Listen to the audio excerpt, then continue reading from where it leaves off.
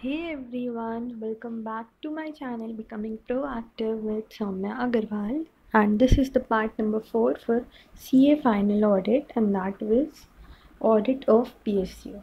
Okay, so we have discussed till objective scope and we also discussed one more topic, that was the 10th topic, and उसमें हम लोगों ने क्या पढ़ा था कि क्या रिपोर्ट में लिखा होगा C&AG की. ठीक है ना. नाउ हम लोग क्या पढ़ेंगे, एलिमेंट्स पढ़ेंगे पीएसयू ऑडिट के. तो ये चार्ट मैंने कल वाली क्लास में डिस्कस कर लिया था. कल वाली मीन्स पार्ट नंबर 3 जो था, तो उसमें हम लोगों ने अभी एक ओवरव्यू ले लिया था कि ब्रॉड कैटेगरीज 3 हैं एलिमेंट्स में. First category will talk about the parties. Second वाला जो है वो बात करेगा subject matter criteria, subject matter information की, और थर्ड वाला बात करेगा टाइप्स ऑफ एंगेजमेंट की. ठीक है. अब ये वाली जो पार्टीज़ हैं, ये वो पार्टीज़ नहीं है जो आप लोग करते हो. ये पार्टीज़ हैं ऑडिटर, रिस्पॉन्सिबल पार्टी और इंटेंडेड यूज़र्स. और ये एंगेजमेंट वो वाली एंगेजमेंट नहीं है जो होती है शादी से पहले. ये एंगेजमेंट है अटेस्टेशन एंगेजमेंट और डायरेक्ट रिपोर्टिंग एंगेजमेंट. ठीक है. और subject matter criteria, subject matter information, इसके बारे में थोड़ा थोड़ा इस ऐसे इन लोगों ने पैराग्राफ में दे रखा है. तो चलो उसको स्टार्ट करते हैं. तो पार्टीज़ कौन कौन सी हैं. ऑडिटर जो कि ऑडिट करेगा, रिस्पॉन्सिबल पार्टी जो कि रिस्पॉन्सिबल है, और इंटेंडेड यूज़र्स. इंटेंडेड यूज़र्स जैसे कि आपके इंडिविजुअल्स हो गए. चलिए यहीं से स्टार्ट कर लेते हैं. इंटेंडेड यूज़र्स कौन है. इंडिविजुअल्स हैं, ऑर्गेनाइजेशन हैं, ये क्लासेस हैं जिनके लिए ऑडिट रिपोर्ट बन रहा है. ठीक है. जिनके लिए ऑडिट रिपोर्ट बन रहा है मतलब यही लोग तो ऑडिट रिपोर्ट का यूज़ करते हैं, उसको पढ़ते हैं एंड उसके बेसिस पे अपने इंपॉर्टेंट डिसीजंस लेते हैं. So that is why they are saying कि for whom the audit is prepared. ठीक है. फिर उसके बाद में ऑडिटर, तो आई डोंट थिंक इसको ज़्यादा एक्सप्लेनेशन की नीड है. जो रोल है वो फुलफिल्ड है by supreme audit institution India and by its personal dedicated with the duty of conducting audits. जो C&AG है और जो IAD है, IAD is about Indian audit and accounts department functioning under him, constitute the supreme audit association. तो ये बोल रहे हैं कि ऑडिटर के उसमें दो इंस्टीट्यूशंस का जो मीन्स कॉम्बो है वो बनाता है आपका सुप्रीम ऑडिट इंस्टीट्यूशन. तो जो भी रोल है ऑडिटर का वो इसी के अकॉर्डिंग होता है, क्योंकि C&AG जिस तरह से गाइड करता है ऑडिटर को, जो भी फिर उसके बाद में वो कमेंट्स वगैरह देता है, उसी के अकॉर्डिंग तो ऑडिटर काम करता है. तो इसलिए दो ब्रॉड आपके डिपार्टमेंट्स हैं जो कि ऑडिटर के रोल को गवर्न करते हैं, एंड इसी के बेसिस पे जो है वो डेलीगेशन होता है ऑडिटर के पास में अथॉरिटी का और रिस्पॉन्सिबिलिटी का. तो फर्स्ट आपका है controller and auditor general of India, और दूसरा आपका है Indian audit and accounts department. ये दोनों मिलके ही आपके क्या बोले जाते हैं, supreme audit institution of India. इसको please mark it important for MCQ. ये हो सकता है कि आपके MCQ में आ जाए, बिकॉज वो लोग बिटवीन द लाइन्स पूछते हैं, एंड बिटवीन द लाइन्स में अगर आप लोग ये ऊपर ऊपर से पढ़ के चले गए एंड आपने ये नहीं पढ़ा ना, तो आप इसमें कंफ्यूज हो सकते हो. वो ऐसा भी कर सकते हैं कि C&AG लिख दिया उन्होंने, IAD लिख दिया और सुप्रीम ऑडिट इंस्टीट्यूशन लिख दिया. तो मोस्टली बच्चे क्या कर सकते हैं, देयर आर चांसेस कि वो लोग C&AG ही लिखा है ना, क्योंकि फर्स्ट वाले जो टॉपिक्स थे उसमें C&AG के बारे में लिखा हुआ था. So you have to make sure कि you are reading each and every line, specially in audit and law. ठीक है ना, क्योंकि वो आपका MCQ में पूछ सकते हैं. So market important. फिर उसके बाद में हमारा जो नेक्स्ट है पार्टीज़ में वो है रिस्पॉन्सिबल पार्टी. तो जो रेलेवेंट रिस्पॉन्सिबिलिटीज़ हैं वो डिटरमाइन होती हैं कॉन्स्टिट्यूशनल और लेजिस्लेटिव अरेंजमेंट से. Generally auditable entities and TCWG of the auditable entities would be responsible parties. The responsible parties may be responsible for the subject matter information, for managing the subject matter और for addressing recommendations. अब जब भी audit करने जाते हैं, अभी तो हम PSU का पढ़े हैं, बट जनरली भी ऑडिट करने जाते हो तो कोई भी इन्फॉर्मेशन आपको चाहिए होती है, कोई भी एक्सप्लेनेशन चाहिए होता है. So it is the responsibility of TCWG and management to provide you with the same, है ना. उन लोगों की तो रिस्पॉन्सिबिलिटी होती है. तो वही है, इसमें भी वही चीज़ है कि वो रेलेवेंट रिस्पॉन्सिबिलिटीज़ जो कि डिटरमाइन करी हैं कॉन्स्टिट्यूशन ने और लेजिस्लेटिव अरेंजमेंट ने. तो इसका सीधा सीधा मतलब इनका यही है कि ऑडिटेबल एंटिटीज़ मतलब जिसका आप ऑडिट कर रहे हो, और जो आपका TCWG है वो रिस्पॉन्सिबल पार्टीज़ हैं. और ये क्यों रिस्पॉन्सिबल हैं, ये जो सब्जेक्ट मैटर पे आप ऑडिट करने जा रहे हो उसके रिगार्डिंग आपको इन्फॉर्मेशन देगी, मैनेज करेगी सब्जेक्ट मैटर को, अब सब्जेक्ट मैटर वगैरह अब हम लोग आइए डिस्कस करते हैं। तो अभी तक आएगी सब लोगों को क्लियर हो गया होगा 3 पार्टीज़ कौन सी हैं। ऑडिटर जो ऑडिट कर रहे हैं, रिस्पॉन्सिबल पार्टी जो रेलिवेंट इन्फॉर्मेशन दे रहा है, इंटेंडेड यूजर्स जिसके लिए ऑडिट हो रहा है, जो उस ऑडिट रिपोर्ट को एक्चुअली यूज़ करेगा। ठीक है, I hope that it is clear to all of you. Now proceeding to the next element, and that talks about your subject matter criteria and subject matter information. तो subject matter क्या होता है? वो information, condition या activity that is measured और evaluated against certain criteria. Subject matter एक तरह से आप समझ सकते हो, not in formal terms but informally आप समझ सकते हो एजेंडा, पर्पस। ठीक है, तो वो इंफॉर्मेशन, वो कंडीशन या वो एक्टिविटी जो कि आप या तो मेजर करते हो या आप इवैल्यूएट करते हो अगेंस्ट अ सर्टेन क्राइटेरिया। मतलब ये आपको क्राइटेरिया दिया है, इस तरह से आपको ये चीज़ मेजर करनी है, इस तरह से आपको ये चीज़ इवैल्यूएट करनी है। तो वो क्या आप इवैल्यूएट करोगे, क्या इन्फॉर्मेशन आप करोगे, क्या एक्टिविटी आप करोगे, वो आपका सब्जेक्ट मैटर है। ठीक है, फिर उसके बाद में क्राइटेरिया क्या होता है। यहाँ इन लोगों ने दे दिया कि क्राइटेरिया होता है। तो अब against certain criteria, what is criteria? Criteria एक बेंचमार्क है जिसके बेसिस पे आप इवैल्यूएट करोगे सब्जेक्ट मैटर को। अब देखो इन लोगों ने इंटरचेंज कर दिया, क्राइटेरिया में इन्होंने सब्जेक्ट मैटर वाला लिख दिया और सब्जेक्ट मैटर में इन्होंने क्राइटेरिया यूज़ कर दिया। ये दोनों टर्म्स इन्होंने इंटरचेंजेबली यूज़ कर दिए। But I hope that it is very clear, ये पढ़ के ही समझ आ रहा है, it's not that difficult also. Criteria क्या है? एक तरीका है। सब्जेक्ट मैटर क्या है? एक पर्पस है। तो एक तरीके से ही तो अपने पर्पस को सॉल्व करोगे। हर एक चीज़ की एक रूल्स एंड रेगुलेशंस होते हैं, उसी के अंडर आपको वो चीज़ करनी होती है। तो वही ये लोग बोल रहे हैं, ठीक है ना। तो वो benchmark, no benchmark is a keyword here, and यहाँ पे क्या है? इन्फॉर्मेशन, कंडीशन या फिर एक्टिविटी। ठीक है, फिर उसके बाद में subject matter information. Subject matter information क्या है? This refers to the outcome of evaluating और measuring the subject matter against the criteria. तो ये क्या हुआ, आपने क्राइटेरिया के अगेंस्ट को सब्जेक्ट मैटर को आपने क्राइटेरिया के अगेंस्ट इवैल्यूएट किया है या क्राइटेरिया के अगेंस्ट आपने मेजर किया। मतलब कि सपोज़ ऑडिटर को कुछ चेक करना था, उसके अंदर कोई मटेरियल मिस स्टेटमेंट्स तो नहीं है, उस पर कोई भी वो चीज़ चेक कर रहा है सपोज़, तो उसने एक पर्टिकुलर क्राइटेरिया के हिसाब से, सब्जेक्ट मैटर क्या था उसका? मटेरियल मिस स्टेटमेंट फाइंड करना। तो उसने जब उन दोनों का कॉम्बिनेशन किया, उसने जब सब्जेक्ट मैटर का कॉम्बिनेशन किया क्राइटेरिया के साथ में, तो क्या बन गया, उसको क्या मिल गया? एक अपना फाइनल कंक्लूजन मिल गया, और जिसको हम बोल सकते हैं सब्जेक्ट मैटर इन्फॉर्मेशन। ठीक है, तो ये वो आउटकम है। यहाँ पे आउटकम है आपका कीवर्ड, यहाँ बेंचमार्क है, यहाँ पे ये तीनों आपके कीवर्ड है, इन्फॉर्मेशन, कंडीशन और एक्टिविटी। ठीक है, तो वो जो रिज़ल्ट निकल कर आया वो आपका क्या है? Subject matter information.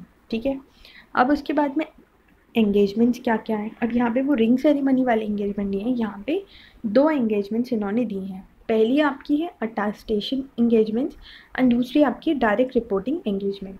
तो अटेस्टेशन एंगेजमेंट्स क्या है? जो रिस्पॉन्सिबल पार्टी है, रिस्पॉन्सिबल पार्टी मतलब मैनेजमेंट, TCWG, वो मेजर करेगी सब्जेक्ट मैटर। सब्जेक्ट मैटर क्या है? इंफॉर्मेशन, एक्टिविटी या फिर आपकी कंडीशन, जो कि आपकी मेजर होगी अगेंस्ट द क्राइटेरिया। ठीक है, तो वो जो आपका सब्जेक्ट मैटर है, वो जब उसको वो मेजर करेगी अगेंस्ट द क्राइटेरिया, मतलब वो जो रिस्पॉन्सिबल पार्टी है, यहाँ ऑडिटर नहीं कर रहा है, यहाँ रिस्पॉन्सिबल पार्टी कर रहा है। ठीक है, जब रिस्पॉन्सिबल पार्टी सब्जेक्ट मैटर को क्राइटेरिया के अगेंस्ट करेगी और प्रेजेंट करेगी subject matter information on which the auditor then gathers sufficient and appropriate audit evidence to provide a reasonable basis for expressing a conclusion.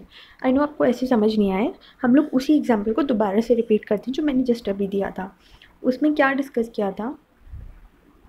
उसमें ये डिस्कस किया था कि ऑडिटर को सपोज किसी पर्टिकुलर एरिया में उसको मटेरियल मिस स्टेटमेंट देखनी है, तो उसका यहाँ पे सब्जेक्ट मैटर क्या हो गया? उसका यहाँ पे सब्जेक्ट मैटर हो गया कि उसको मटेरियल मिस स्टेटमेंट देखना है। अब उसका क्राइटेरिया क्या हो सकता है? कि उसको सारी की सारी रेलेवेंट बुक्स देखना है, उसको एक लिमिटेड टाइम के अंदर वो करना है। ठीक है ना, उसको बिल्कुल भी पार्शियलिटी नहीं करनी है, उसको इंटीग्रिटी के साथ सब कुछ करना है। तो ये सारे किस में आते हैं? क्राइटेरिया में आते हैं। फिर उससे उसको रिजल्ट मिलेगा।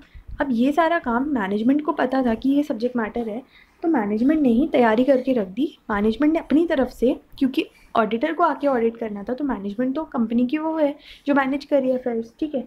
तो मैनेजमेंट ने ये काम कर दिया, अब ऑडिटर क्या करेगा, आगे का काम करेगा। मैनेजमेंट ने कहा कि ये देखो, ये सब्जेक्ट मैटर था, ये क्राइटेरिया था, ये इसका रिजल्ट है, ये सब्जेक्ट मैटर इन्फॉर्मेशन निकली है। तो अब ऑडिटर क्या करेगा, ऑडिटर जो सब्जेक्ट मैटर इन्फॉर्मेशन निकली है ना, उसी पे ही वो क्या करेगा, sufficient and appropriate audit evidence निकाल लेगा एंड अपना कंक्लूजन देगा। मतलब ऑडिटर को अगर लगेगा कि ठीक है तो वो दे देगा रीजनेबल एश्योरेंस। अगर उसको लगेगा कुछ और चीज़ें भी चेक करनी है मुझे या क्रॉस वेरीफाई करनी है तो वो कर लेगा। तो ये हो गया आपका अटेस्टेशन एंगेजमेंट्स। अच्छा, डायरेक्ट रिपोर्टिंग एंगेजमेंट क्या हुआ, सारा का सारा काम ऑडिटर खुद ही कर रहा है, वो खुद ही सब्जेक्ट मैटर को क्राइटेरिया के अगेंस्ट मेजर कर रहा है।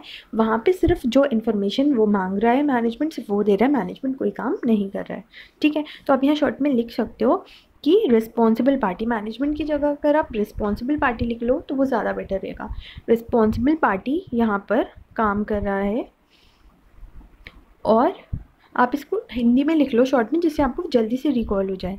रिस्पॉन्सिबल पार्टी यहाँ पर मेजर कर रहा है और ऑडिटर उस पर फर्दर कंक्लूजन निकाल रहा है, ठीक है। और नेक्स्ट में आप लिखो कि ऑडिटर सारा काम कर रहा है, ऑडिटर सारा काम कर रहा है। और एक चीज़ आप और लिखो वहाँ पे जहाँ आपके सब्जेक्ट मैटर वगैरह दे रखा है, सारा काम खुद कर रहा है, कर देना इसको, ठीक है। वहाँ पे आप लिखो सब्जेक्ट मैटर के आगे पर्पस, यहाँ पे लिखो सब्जेक्ट मैटर के आगे लिखो पर्पस, क्राइटेरिया के आगे लिखो the way of doing it, way में सब रूल्स रेगुलेशंस सब आ गई, और subject matter information the outcome और रिजल्ट, ठीक है। आई होप यहाँ तक किसी को कोई भी प्रॉब्लम नहीं होगी, एंड इफ फिर भी आप लोगों को कहीं कोई कन्फ्यूजन है then you can comment down, I will reply to you. तो इन्होंने एक छोटा सा पैरा और दिया, ये मैंने स्किप कर दिया, sorry for that. Financial audits are always attestation engagements as they are based on financial information presented by the responsible party। अब वो जब फाइनेंशियल ऑडिट कर रहा है तो वो फाइनेंशियल ऑडिट हमेशा अटेस्टेशन एंगेजमेंट होगा, बिकॉज फाइनेंशियल ऑडिट तो फाइनेंशियल स्टेटमेंट के बिना हो ही नहीं सकता। सो दैट इज़ वाई उसमें तो मैनेजमेंट चाह के भी ऐसा नहीं कर सकता कि वो कोई काम करे ही ना। हाँ, बट आपकी जो परफॉर्मेंस ऑडिट है और जो कंप्लायंस ऑडिट है ये आपके डायरेक्ट रिपोर्टिंग एंगेजमेंट्स हो सकते हैं, ठीक है। तो इसको आप अगेन मार्क कर लो, इम्पॉर्टेंट फॉर MCQ। जो भी आपको ऐसा लगे ना MCQ के बारे में अलग से तैयारी करने की ज़रूरत नहीं है, ऑफकोर्स फॉर प्रैक्टिस पर्पस आप कर सकते हो जो भी मटेरियल इंस्टीट्यूट ने दिया है या और भी टीचर्स ने या ऐप्स आपके बने हुए हैं, बट उससे पहले आप डायरेक्ट जंप मत करा करो, शॉर्टकट मत मारा करो कि क्वेश्चन बैंक से ये कर लिया फिर MCQ बुक कर लिया। MCQ बुक कितना भी कर लो, जब तक इसका रीडिंग नहीं करोगे तब तक नहीं हो पाएगा कुछ भी। सो बेटर ये रहेगा कि एक आप क्वेश्चन पेपर सेटर बन के खुद को इमेजिन करो कि अगर मैं क्वेश्चंस बनाती MCQ के तो मैं कहाँ कहाँ से क्या क्या पूछ सकती थी, ठीक है। तो वो बन के अपनी तैयारी करो, तो उससे बेटर कुछ होगा ही नहीं, ठीक है ना। Now starting with the next topic and that is about principles of PSU audit। Principles ELES, AL वाला जो था वो स्कूल में थे, ठीक है। तो प्रिंसिपल्स ऑफ PSU ऑडिट जो है वो कॉन्स्टिट्यूट करता है general standards that apply to SAI India's personnel as auditors. What is SAI? Supreme audit institution, supreme audit institution, ठीक है। Supreme Audit Institution, India's personnel as auditors are the fundamental to the conduct of all types of PSU audit। तो ये जो है ये बोल रहे हैं कि जो प्रिंसिपल है ना PSU ऑडिट के, ये कौन से स्टैंडर्ड्स कंटेन करते हैं, कौन से स्टैंडर्ड्स कॉन्स्टिट्यूट करते हैं जो सुप्रीम ऑडिट इंस्टीट्यूशन पे अप्लाई होते हैं, ठीक है ना। तो ये प्रिंसिपल्स जो हैं ये दो कैटेगरीज में, एक आपकी जनरल प्रिंसिपल्स एंड एक principles related to audit process. I am sorry for this, principle related to audit process. तो जनरल प्रिंसिपल्स में क्या क्या आ गया, वो जो बचपन से पढ़ते आ रहे हैं, बचपन से मतलब IPCC से, ethics and independence, professional judgement, professional due care, professional scepticism, quality control, audit team management and skill, audit risk, materiality, documentation and communication. ठीक है, रिकॉर्ड हो रहा है। तो आई डोंट थिंक कि यहाँ पे हमें डिस्कस करने का कुछ ज़्यादा ज़रूरी है। मटीरियलिटी, पता नहीं मैं ये वर्ड क्यों नहीं बोल पा रही, मेरा टंग ट्विस्ट हो जा रहा है। Well never mind. Principles related to audit process. अब यहाँ आपके जो है इसमें सब पॉइंट्स दिए हुए हैं, principles related to audit process. तो 3 प्रिंसिपल्स हैं, प्लानिंग करना, कंडक्ट करना, रिपोर्ट एंड फॉलोअप करना। जनरल प्रिंसिपल्स पे आई डोंट थिंक कुछ डिस्कस करना की ज़रूरत है, क्योंकि आपने आईपीसीसी में भी पढ़ा है, नहीं भी पढ़ा है ना, मतलब पढ़ा तो है ही ऑफ कोर्स, लेकिन अगर आपको इनकेस याद नहीं है तो ये जो इनिशियल चैप्टर्स है ना ऑडिट के, जो स्टैंडर्ड बेस्ड चैप्टर्स है उसमें ज़रूर आएगा। ठीक है, जो principles related to audit process है वो भी आप लोगों ने वैसे तो पढ़ ही रखा है, बट यहाँ इन्होंने दिया है तो लेट्स जस्ट डिस्कस। तो इसमें इन्होंने दिया है planning, conducting the audit and reporting. तो सबसे पहला काम क्या होता है, जब भी ऑडिट करने जाओगे तो प्लान करो उसको। ऑडिट क्या, कोई भी काम करने जा रहे हो उसको सबसे पहले तो प्लान करो, फिर ऑफकोर्स वो कंडक्ट होगा एंड फिर उसकी रिपोर्टिंग करनी होगी। ठीक है, तो प्लानिंग में क्या क्या आता है, टर्म्स ऑफ ऑडिट इस्टेब्लिश करो, फिर अंडरस्टैंड करो जिस एंटिटी का ऑडिट करने जा रहे हो वो एक्चुअली कैसे है, फिर रिस्क निकालो, उसमें आइडेंटिफाई करो कि क्या फ्रॉड के चांसेस है, क्या फ्रॉड के रिस्क हैं, और एक प्रॉपर सा प्यारा सा ऑडिट प्लान बना लो, फिर अपना ऑडिट कंडक्ट करो। तो जो प्लानिंग आपने की है, now it's time to implement it.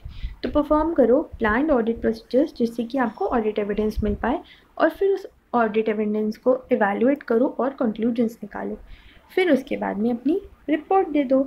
तो एक prepare a report on the basis of conclusions, और फिर एक फॉलो अप करो जो भी मैटर्स आपको रेलेवेंट लगते हैं, लाइक आपने हो सकता है कि कुछ पूछा हो तो उसके लिए आप फॉलो अप करो। ठीक है, तो ये बहुत ही ज़्यादा सिंपल सा टॉपिक है। नाउ आता है आपका मोस्ट इम्पॉर्टेंट, एंड यहाँ से हम आपकी छोटी छोटी जो फाइनेंशियल कंप्लाइंस अभी तक जो सुनते आ रहे थे ना, वो सब आप लोग पढ़ोगे। बट इससे पहले फटाफट से 2 मिनट में जो भी हमने अभी तक करा है ना, उसका फटाफट से रिकैप ले लेते हैं। ठीक है, तो सबसे पहले तो हम लोगों ने ये पढ़ा था कि गवर्नमेंट कंपनीज होती हैं। पीएसयू क्या होती हैं, पीएसयू वो होती हैं जिसमें गवर्नमेंट का सब्सटैंशियल शेयर रहता है। सब्सटैंशियल से मेरा मतलब है यहाँ ज़्यादा शेयर रहता है, 50% से ज़्यादा। ठीक है, तो गवर्नमेंट कंपनीज कौन सी होती हैं, गवर्नमेंट कंपनीज वो होती हैं जिसमें 51% या उससे ज़्यादा वोटिंग पावर या तो सेंट्रल गवर्नमेंट की होती है या स्टेट गवर्नमेंट की, या फिर partly by central and partly by state. फिर उसके बाद में आपने कॉन्स्टिट्यूशन ने जो कुछ प्रोविजंस दिए थे रिलेटेड टू सीएनडीटी वो सब पढ़ा था। और एक चीज़ इंपॉर्टेंट यहाँ ये थी कि टेन्योर क्या है, तो टेन्योर ये है वो 65 ईयर्स ऑफ एज या फिर उसके 6 साल अगर कंप्लीट हो जाएंगे तो जो भी पहले हो जाएगा वहाँ पे वो सीएनडीटी का टेन्योर ख़त्म हो जाएगा। ठीक है, अब सीएनडीटी को बहुत सारे ऑडिट रिपोर्ट्स प्रिपेयर करनी होती है, इसलिए उसको रिस्पॉन्सिबिलिटी तो सीएनडीटी की होती है गवर्नमेंट ऑडिट करना, लेकिन सीएनडीटी की रिस्पॉन्सिबिलिटी होती है तो सीएनडीटी ऑडिटर्स को अपॉइंट कर सकता है। तो जनरली वो गवर्नमेंट ऑडिट के लिए फर्म्स ऑफ चार्टर्ड अकाउंटेंट्स में से ही चार्टर्ड अकाउंटेंट्स को अपॉइंट करता है, और वो उनको पर्टिकुलर गाइडलाइंस वगैरह दे देता है, डायरेक्शंस इशू कर देता है, एंड वो कमेंट भी करता है ऑडिटर्स ने जो भी रिपोर्ट प्रिपेयर की होती है उस पर। ठीक है, और साथ ही में वो सप्लीमेंट्री ऑडिट या टेस्ट ऑडिट भी करवा सकता है अगर उसको ऐसा लगता है, if it is deemed necessary. फिर उसके बाद में हम लोगों ने पढ़ा था कि ऑडिट बोर्ड क्या होता है। ऑडिट बोर्ड एक यूनिक फीचर है ऑडिट का, जो कि Indian audit and accounts department ने डाला गया है, जिससे कि डिसिप्लिन आ जाए। ठीक है, कॉम्प्रिहेंसिव अप्रेजल हो जाए और डिसिप्लिन आ जाए आपके पूरे के पूरे ऑडिट सिस्टम में। तो इसमें ज़्यादा कुछ फिर था नहीं, इसमें बेसिकली आपका जो रिज़ल्ट्स हैं कॉम्प्रहेंसिव अप्रूवल्स के, जो ऑडिट बोर्ड के रिज़ल्ट हैं, क्योंकि वो क्या करते हैं ऑडिट बोर्ड में वो डिस्कस करते हैं जो भी मतलब उनको ऐसा लगता है ना कि बहुत एक्सपर्ट लेवल के साथ में वो डिस्कस करते हैं, तो जो भी उन्हें वीकनेसेस वगैरह लगती हैं और ये कॉम्प्रहेंसिव अप्रेजल करते हैं, उसकी रिपोर्ट को वो सीएनडीजी के साथ भी इंक्लूड कर लेते हैं। फिर उसके बाद में हम लोगों ने स्क्रूटनी का किया था कि जो भी पार्लियामेंट को देना होता है ना हमें ऑडिट रिपोर्ट, तो उसके स्क्रूटनी के लिए पार्लियामेंट ने ही कुछ कमिटीज़ बनाए रखी हैं, बिकॉज पार्लियामेंट के पास तो बहुत सारा काम है। तो यहाँ पे हम लोगों ने कमिटीज़ के बारे में पढ़ा था। कमिटीज़ में जो पीएसी थी, दैट वाज कैटरीना कैफ, क्योंकि वो पैसा पैसा करती है, एंड उसमें वो क्या देखती है, वो ये देखती है कि जो एक्सपेंडिचर है वो ऑथराइज्ड है या नहीं, जो मनी है वो प्रॉपर्ली डिस्पर्स्ड हुआ है या नहीं, एंड जिस पर्पज़ के लिए था उस पर्पज़ के लिए यूज़ हुआ है, और साथ में जो प्रोविजंस है उसमें फ़ंड का कैसे इन्होंने एलोकेशन और रीअप्रोप्रिएशन किया है। एस्टिमेट्स कमेटी बेसिकली एस्टिमेट के बारे में बात करती है, जैसे होता है ना कि हम लोग भी एस्टिमेट लगाते हैं, अंदाज़ा लगाते हैं। तो इसमें जो एस्टिमेट कमेटी है वो यही करती है कि वो सब देखती है एक तो पहले कि क्या क्या इम्प्रूवमेंट्स वगैरह हो सकते हैं, फिर वो ऑल्टरनेटिव पॉलिसी देती है, ये देखती है कि money laid out in limit है या नहीं है, एंड जहाँ पे भी फिर उसको लगते हैं कि हाँ या वीकनेस है तो फिर वो वहाँ इन्फॉर्म कर देती है पार्लियामेंट को इस बारे में। और वो साथ में सजेस्ट भी करती है कुछ मेजर्स जिससे वो इम्प्रूवमेंट्स हो सकते हैं। ठीक है, और वो एक फॉर्म भी सजेस्ट करती है जिसमें कि हम उन एस्टिमेट्स को बेसिकली मतलब वो कि जो भी उसके पास में आइडियाज़ होते हैं उसको इम्प्रूव करने के। साथ ही में ये एस्टिमेट कमेटी वेस्टेजेस वगैरह भी देखती है और ये नोटिस में लाती है पार्लियामेंट की कि यहाँ वेस्टेजेस हैं और यहाँ इम्प्रूवमेंट करने की हमें ज़रूरत है। फिर उसके बाद में आपका है कमेटी ऑन पब्लिक अंडरटेकिंग्स। तो ये बेसिकली पब्लिक अंडरटेकिंग्स की एग्जामिनेशन करती है, रिपोर्ट्स जो है उसकी, रिपोर्ट्स जो अकाउंट्स की हैं, रिपोर्ट्स जो CNDG की हैं, और जो भी चीज़ें ऊपर वाली कमिटीज़ ने कवर नहीं करी होती हैं वो करती है। और वो ऑटोनॉमी और एफिशिएंसी देखती है पब्लिक अंडरटेकिंग्स की, और वो देखती है कि वो प्रिंसिपल्स जो हैं बिजनेस प्रिंसिपल्स वगैरह वो प्रॉपरली फॉलो हो रहे हैं एंड प्रैक्टिसेस जो है उसकी फेयर है। फिर उसके बाद में जो एग्जामिनेशन है पब्लिक एंटरप्राइजेस का वो कमेटी करती है कॉम्प्रिहेंसिव अप्रेजल, और ये थॉरो एग्जामिनेशन करती है जिसमें वो पॉलिसीज़ इवेलुएट करती है, प्रोग्राम्स और फाइनेंशियल वर्किंग इवेलुएट करती है। फिर हम लोगों ने ये पढ़ा था कि CNDG फ्रेंड फिलोसोफर और गाइड कैसे है कमिटीज़ को। तो इसमें हम लोगों ने ये पढ़ा था कि वो एक तो उसकी जो रिपोर्ट है वो बेसिस बनता है कमिटीज़ के डिसीजन का, कमिटीज़ के नोटिस का। ठीक है, और साथ में उसकी वजह से ही जो इश्यूज़ हैं वो कमिटीज़ की उसमें आते हैं नॉलेज में।